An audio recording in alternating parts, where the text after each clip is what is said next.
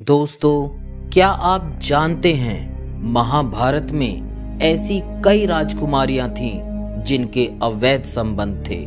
यानी पति होने के बावजूद इन रानियों ने किसी दूसरे पुरुषों के साथ अवैध संबंध बनाए थे। कौन थी महाभारत काल की वो रानियां जिन्होंने बनाए थे पराये पुरुषों से संबंध? आइए जानते हैं आज की इस वीडियो में इन्हीं रानियों के बारे में। नंबर 1, सत्यवती।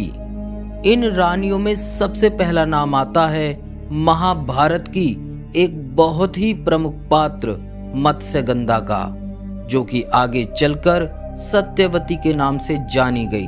सत्यवती बचपन से ही बेहद खूबसूरत थी, जिस वजह से सत्यवती की खूबसूरती पर राजा शांतनु उन पर मोहित हो गए और उनसे विवाह कर लिया।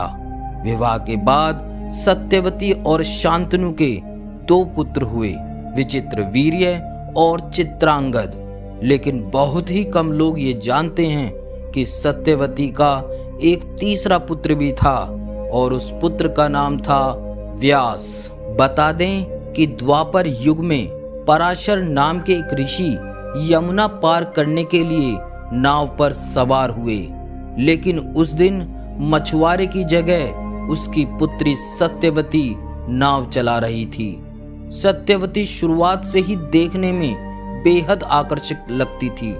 ऋषि पराशर भी उनकी खूबसूरती को देखकर कायल हो गए और उनसे संबंध बनाने की इच्छा जताई, लेकिन सत्यवती इस बात से साफ इनकार कर देती है और कहती है कि विवाह से पहले संबंध बनाना धर्म के बिल्कुल खिलाफ है। पराशर ऋषि फिर भी नहीं माने और उससे बार बार प्यार करने का निवेदन करने लगे।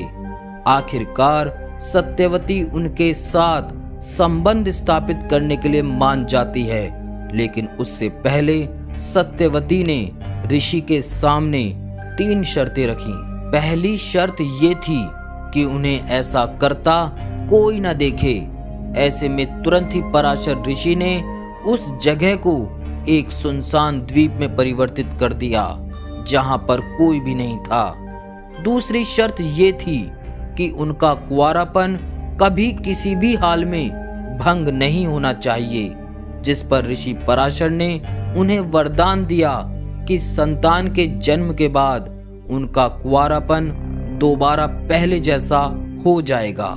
वहीं तीसरी इच्छा ये थी कि सत्यवती चाहती थी कि उनकी मछली जैसी दुर्गंध एक मनमोहक सुगंध में बदल जाए, जिसके बाद पराशर ऋषि ने अपनी शक्तियों से उस द्वीप के चारों ओर एक सुगंधित वातावरण बना दिया।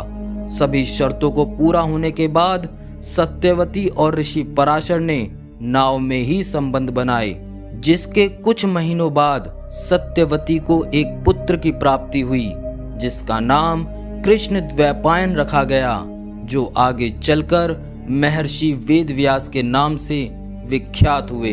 नंबर 2, अंबिका और अंबालिका। सत्यवती से राजा शांतनु के 2 पुत्र हुए, विचित्रवीर्य और चित्रांगद। इन दोनों का विवाह अंबालिका और अंबिका नाम की राजकुमारी से हुआ था, लेकिन विवाह के कुछ समय बाद विचित्रवीर्य और चित्रांगद की युद्ध में मृत्यु हो गई। उस समय हस्तिनापुर की महारानी सत्यवती अपने वंश को मिटने नहीं देना चाहती थी, इसलिए सत्यवती ने अपने तीसरे पुत्र व्यास को बुलाया और उनसे अपनी बहू अंबिका और अंबालिका से संतान उत्पन्न करने का निवेदन किया।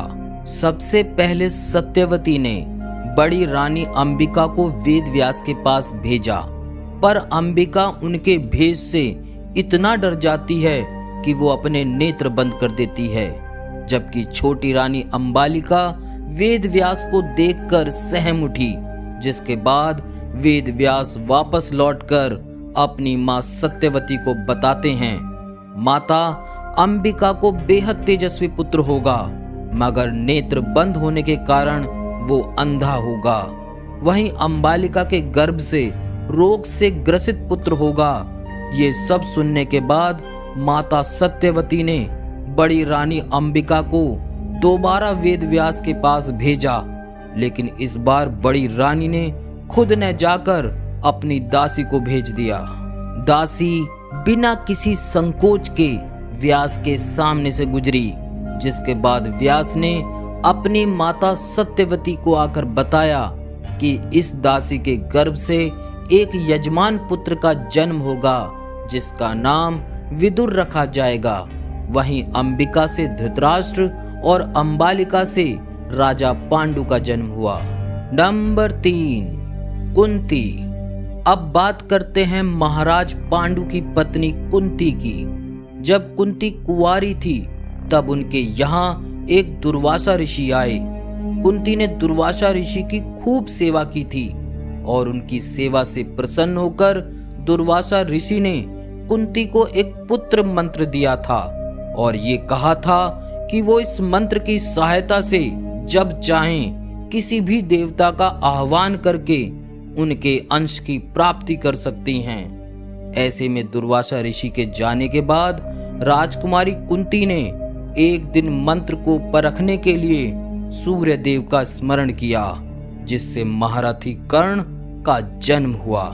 लेकिन तब राजकुमारी कुंती कुंवारी थी, इसलिए उन्होंने लोक लज्जा के डर से अपने ही पुत्र कर्ण को एक बक्से में रखकर नदी में बहा दिया।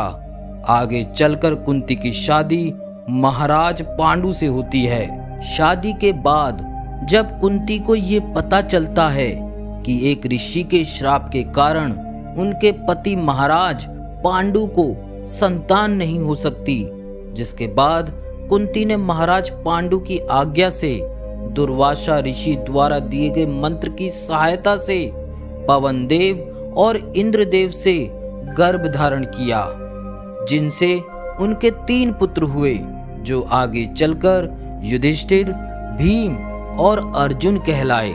राजा पांडु की एक और पत्नी थी जिनका नाम था माधुरी, जिन्होंने कुंती से मंत्र धारण करके अश्विनी कुमारों का आह्वान किया और उन्हें भी नकुल और सहदेव के रूप में पुत्र की प्राप्ति हुई थी। तो दोस्तों, ये थी आज की वीडियो। आज की वीडियो आपको कैसी लगी, आप अपनी राय हमें कमेंट के माध्यम से भी बता सकते हैं। वीडियो पसंद आई हो तो वीडियो को लाइक करें, वीडियो को शेयर करें। चैनल पर अगर नए आए हैं तो चैनल को सब्सक्राइब करना ना भूलें। धन्यवाद।